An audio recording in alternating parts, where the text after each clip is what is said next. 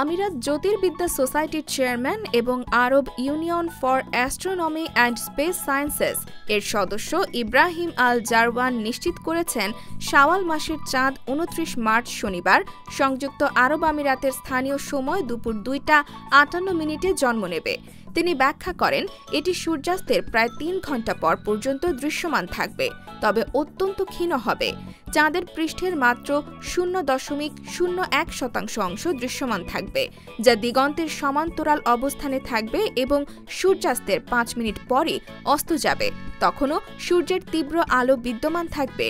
ফলে চাঁদ দেখা কঠিন হতে পারে বলে ৩০ মার্চ রোববার রমজানের শেষ দিন হবে এবং সোমবার ৩১ মার্চ শাওয়াল মাসের প্রথম দিন ও ঈদ উল ফিতরের প্রথম দিন হিসেবে গণ্য হবে। এদিকে পবিত্র ঈদ উল ফিতরের সম্ভাব্য তারিখ জানিয়েছে সংযুক্ত আরব আমিরাতের ২ জ্যোতির্বিদ্যা গ্রুপ। চলতি বছরের রমজান মাস ২৯ নাকি ৩০ দিনের হবে সেই তথ্য প্রকাশ করেছে তারা। সংস্থাটি জানিয়েছে, সংযুক্ত আরব আমিরাতে এবার ৩০ মার্চ শাওয়াল মাসের চাঁদ দেখা যেতে পারে। সেক্ষেত্রে ৩১ মার্চ পালিত হবে ঈদ।